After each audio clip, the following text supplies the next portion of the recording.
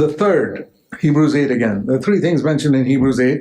तीसरी बात, इब्रानियों 8 में 3 चीजों का उल्लेख है। One is that God will not remember our past anymore. सबसे पहली बात, परमेश्वर हमारे अतीत के पापों को बिल्कुल भी स्मरण नहीं करेंगे। First blessing of the new covenant, verse 12. नई वाचा का सबसे पहला आशीष वाक्य 12। Second, that we can know God as a father. दूसरी बात यह है कि हम परमेश्वर को पिता के रूप में जान सकते हैं। And the Holy Spirit is the one who comes to make God as a father known to us, verse 11. और पवित्र आत्मा है जो हमें परमेश्वर की पहचान एक पिता के रूप में करके देता है, वाक्य 11। And the third is और तीसरी बात है verse 10. This is the best part of it. वाक्य 10, ये इसका सबसे उत्तम भाग है। Not the best, I mean all three are good. मेरा मतलब ये है कि सारे तीनों ही अच्छे हैं। Another part of it. उसका एक और भाग है ये, I will, middle of verse 10, I'll put my law into their mind and I'll write them in their heart. 10वें वचन के बीच में, मैं अपनी व्यवस्था उनके मनों में डालूंगा और उसे उनके हृदय पर लिखूंगा। Mind is up here, heart is here. मन यहाँ ऊपर है और हृदय यहाँ पे है। The mind is what gives us instruction. मन जो है वो हमें निर्देश देता है। The heart is what gives us ability. और हृदय जो है वो हमें क्षमता देता है। The mind gives us knowledge of what is God's will. मन हमें परमेश्वर की इच्छा की ज्ञान देता है। The heart gives us the strength to do God's will. हृदय जो है परमेश्वर की इच्छा करने की सामर्थ्य देता है। That's why the Holy Spirit doesn't fill my mind, He fills my heart. इसीलिए पवित्र आत्मा मेरे मन को नहीं भरता है, वो मेरे हृदय को भरता है। Because the Holy Spirit comes not to give us instruction, but to give us power. क्योंकि पवित्र आत्मा जो है वो हमें निर्देश देने के लिए नहीं आता, वो हमें सामर्थ्य देने आता है। And then we will understand also. फिर हमें समझ भी आता है। So what the Lord is saying is, यहाँ पे प्रभु क्या कहना चाहते हैं? here's the third blessing of the new covenant. In the old covenant, there's no such promise. यहाँ पे नई वाचा का तीसरा आशीष है। पुरानी वाचा में कोई भी ऐसे वायदे नहीं थे। The old covenant is, thou shalt do this, thou shalt not do this. पुरानी वाचा क्या थी? तुम ये करोगे, तुम ये नहीं करोगे। Thou shalt do this, thou shalt not do this. You know the 10 commandments. तुम ये करोगे, तुम ये नहीं करोगे। आप 10 आज्ञाएं जानते हैं। And there were 613 commandments in Exodus to Deuteronomy. और निर्गमन से लेकर व्यवस्था विवरण तक 613 आज्ञाएं हैं। And it was only you shall do this and you shall not do this. And Lord, how shall we do it? No answer. और वहां पे सिर्फ कहा जाता है कि तुम ये करोगे, तुम ये नहीं करोगे। तो प्रभु हम ये कैसे करें? तो वहां से कोई उत्तर नहीं मिलता। Until Jesus came. प्रभु यीशु के आने तक। And he said, और उसने कहा, John the Baptist said, यूहन्ना बपतिस्मा देने वाले ने कहा, when he comes, जब वो आएगा, he will immerse you in the Holy Spirit and fire. वो तुम्हें पवित्र आत्मा और आग में डुबाएगा। Then you'll have the desire and ability to do God's will. So, फिर तुम्हारे अंदर अभिलाषा भी होगी और सामर्थ भी होगी परमेश्वर की इच्छा करने की। so here when he says, I'll put my law into your mind, it means he'll give you the desire. यहाँ पे जब कहा जाता है कि मैं अपनी व्यवस्था को तुम्हारे मन में डालूंगा, इसका मतलब ये है कि वो हमें एक अभिलाषा देंगे To do God's will. परमेश्वर की इच्छा करने की। The knowledge of God's will and the desire to do it. परमेश्वर की इच्छा की जानकारी या ज्ञान या तो फिर उसकी और अभिलाषा को करने की। But that's not enough. पर ये काफी नहीं है। He'll come in our heart, which means he'll give us the ability. वो हमारे हृदय में आएंगे, यानी कि वो हमें क्षमता देंगे। So there are two things we need. तो यहाँ पे 2 चीजों की हमें जरूरत है। The desire to do God's will and the ability to do God's will. परमेश्वर की इच्छा करने की अभिलाषा और परमेश्वर की इच्छा करने की क्षमता। Knowledge of God's will and परमेश्वर की इच्छा की ज्ञान desire. और अभिलाषा। And God says he'll give us both through the Holy Spirit. और परमेश्वर कहते हैं कि ये दोनों ही चीजें वो हमें पवित्र आत्मा के द्वारा देंगे। The same thing is written in Philippians in chapter 2. यही बात का उल्लेख है फिलिपियों की किताब 2 अध्याय में। Philippians 2, it says फिलिपियों के 2 अध्याय में कहा जाता है in verse 13. वाक्य 13, Philippians 2:13. फिलिपियों 2:13, God works inside you. परमेश्वर आपके भीतर काम करते हैं। Whenever the Bible's New Testament says God works inside you, it's referring to the Holy Spirit. जब कभी भी बाइबल में नए करार में ये कहा जाता है कि परमेश्वर आपके भीतर काम करते हैं, तो वो पवित्र आत्मा को दर्शाता है।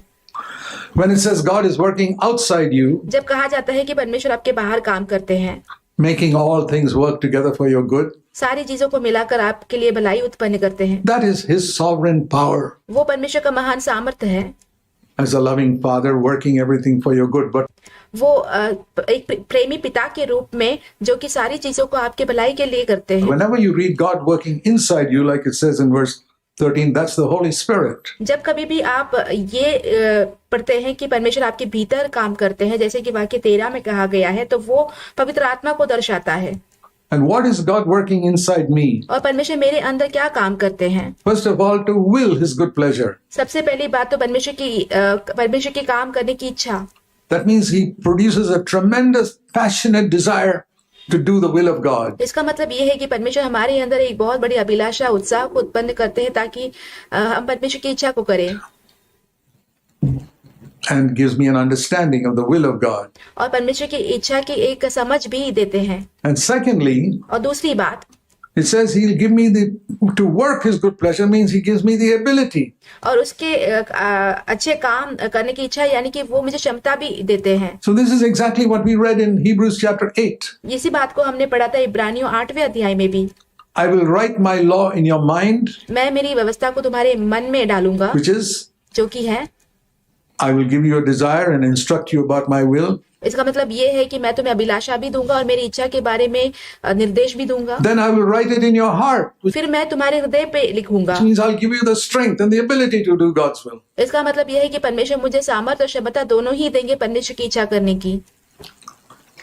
Now, who's the one who's going to ask for it? अब ये कौन होगा जो इसकी मांग करेगा? I'll tell you. मैं आपसे कहता हूँ, The one who has a passionate desire जिसके अंदर बहुत बड़ी एक उत्साह, अभिलाषा हो to do the will of God on earth, just like Jesus did. इस पृथ्वी पर परमेश्वर की इच्छा करने की, जैसे कि यीशु मसीह ने किया था। I'll tell you something you'll discover when you go to heaven. मैं आपसे कुछ कहता हूँ, जब आप स्वर्ग में जाएंगे तो आपको इस बात का पता चलेगा, When Christ comes back, जब मसीह वापस लौटेंगे, that the people who live the most useful life on earth जिन लोगों ने इस पृथ्वी पर सबसे उपयोगी जीवन जिया है, were not the great scientists and the great explorers वो बड़े बड़े वैज्ञानिक या तो फिर खोज करने वाले नहीं थे, and the people who made a lot of money and all that. No, और जिन लोगों ने बहुत ज्यादा पैसे कमाए थे वे भी नहीं। it's those who had a passionate desire ये वो लोग होंगे जिनके अंदर बहुत बड़ी उत्साह और जुनून था to do everything that God planned with their lives when He sent them to this earth, when they were born on earth. वो सारी चीज करने की अभिलाषा थी जो परमेश्वर ने उनके लिए योजना बनाई थी जब परमेश्वर ने उन्हें इस पृथ्वी पर भेजा, जब उनका जन्म हुआ। And I hope you have such a desire. और मैं आशा करता हूँ कि आपके अंदर ये ऐसी एक अभिलाषा है। I remember reading in Psalm 139 once मैं स्मरण करता हूँ, एक बार मैं भजन संहिता 139 पढ़ रहा था। that I don't have time to go there now. अब मेरे पास समय नहीं है कि मैं वहां पे जाऊं।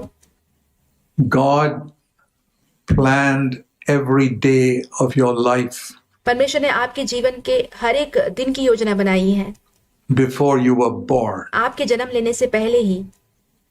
Amazing. बहुत ही अद्भुत। While you were in your mother's womb, जब आप अपने माँ के कोख में ही थे, He planned every day of your life परमेश्वर ने आपके जीवन के हर एक दिन की योजना बनाई before even the first day was there. आपके सबसे पहले दिन से पहले ही। So I've thought about that often. मैंने इसके बारे में बहुत बार सोचा I है। say, Lord, I don't know how long I'm going to live on this earth. That's in God's hands. मैंने कहा, प्रभु मैं नहीं जानता कि इस पृथ्वी पर कितने लंबे समय तक मैं जीवित रहूंगा, ये आपके, वो तो प्रभु के हाथ में है। But I know it was written down in eternity. पर मैं ये जानता हूँ कि अनंत में लिख के रखा हुआ है, It's already in the book. वो पहले से ही उस किताब में है। And when I got converted in 1959, और जब मैं परिवर्तित हुआ 1959 में, 64 years ago, 64 वर्ष पूर्व, I did not know what God's plan for my life was. मेरे जीवन के लिए परमेश्वर की इच्छा क्या थी वो मैं नहीं जानता था। I knew that Christ had come in. I was forgiven. मैं ये जानता था कि मसीह मेरे हृदय में आए हैं और मैं क्षमा किया गया हूँ। But as time went on, और जैसे ही समय बीतता चला गया, God began to show me what His will was. परमेश्वर मुझे दिखाने लगे कि उसकी इच्छा क्या है। And I want to tell you, for every one of you, if you have received Christ into your heart, मैं आपसे हर एक जन से कहना चाहता हूँ, अगर आपने मसीह को अपने हृदय में स्वीकारा हो, please listen to me. कृपया मेरी सुनिए आप। There's a plan God made for you before you were born. एक योजना है जो परमेश्वर ने आपके लिए बनाई है आपके जन्म लेने से पहले Some he. of you were born in non-Christian families. आप में से कुछ लोग जो है गैर मसीही परिवारों में जन्म लिए हो। God determined that one day you would hear the gospel परमेश्वर ने ये नियुक्त किया था कि एक दिन आप सुसमाचार सुनेंगे and become a Christian. और एक मसीही बन जाएंगे। That wasn't accidental. ये ऐसे ही नहीं घटा है, He planned it. परमेश्वर ने इसकी योजना बनाई And from that day, He planned everything in your life. और उस दिन से परमेश्वर ने आपके जीवन में हर एक बातों की योजना बनाई। Now, you may not have fulfilled that plan. You may have been careless about it. हो सकता है कि आपने उस योजना को पूरी नहीं किया हो या तो फिर आप लापरवाह रहे हो। Well, wake up today. तो आज जाग जाइए आप, It's never too late. कभी भी देरी नहीं होती है। Say, Lord, I wasted many years, but कहिए, प्रभु मैंने बहुत सारे वर्ष बर्बाद किए, फिर भी I want to start living for eternity. अब से मैं अनंत के लिए जीना चाहता हूँ। That gripped my heart as a very young man, एक जवान व्यक्ति के रूप में इस बात ने मेरे हृदय को जकड़ लिया that I want to live with eternity in view all the time. कि मैं हमेशा को उस अनंत काल के जीवन को आगे रखते हुए जीना चाहता हूँ।